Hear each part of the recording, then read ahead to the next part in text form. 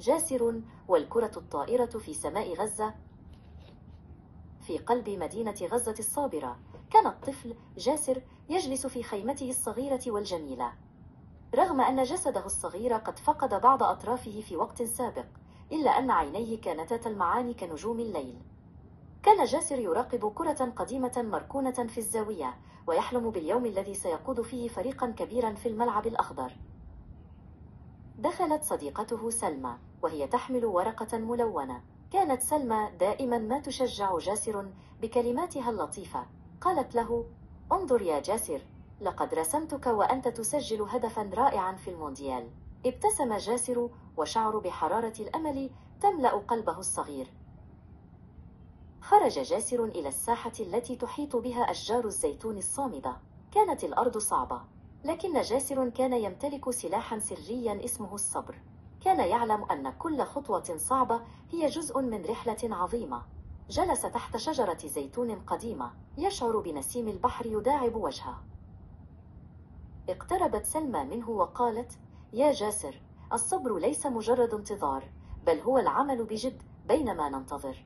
كان جاسر يتدرب كل يوم على تحريك الكرة باستخدام جسده القوي وروحه الشجاعة. كانت سلمى تضع له الكرة برفق ليبدأ تمريناته اليومية. بدأ جاسر يحاول دفع الكرة للأمام.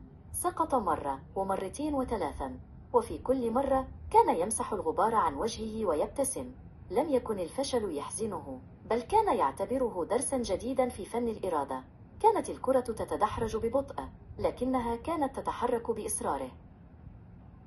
في إحدى المرات تعثر جاسر ووقع على جنبه، فضحك بصوت عال. لم تكن ضحكة انكسار، بل ضحكة بطل يعرف أن الأرض تحبه كما يحبها هو. كانت هذه اللحظة هي الاختبار الحقيقي لصبره، وقد نجح فيه بامتياز. كانت سلمى تراقب من بعيد، تصفق بيديها بحماس وتشجع صديقها البطل. صاحت بصوت مرتفع: أنت مذهل يا جاسر، أنت تعلم الجميع معنى القوة. كانت هي القوة التي تسانده كلما شعر بالتعب.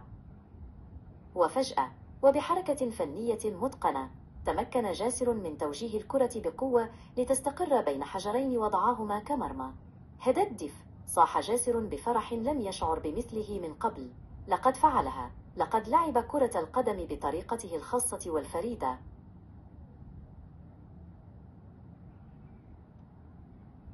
اقترب طفل آخر اسمه كرم من جاسر باحترام وقال: أنت أقوى لاعب قابلته في حياتي، هل تسمح لي بأن ألعب معك في المرة القادمة؟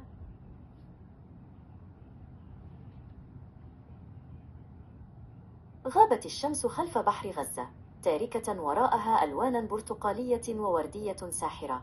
جلس جاسر وسلمى يشاهدان الغروب، مدركين أن الصبر هو المفتاح لكل الأبواب المغلقة، وأن الإرادة هي التي تجعل المستحيل ممكنا. نام جاسر تلك الليلة وهو يبتسم، عالما أن غدا أجمل.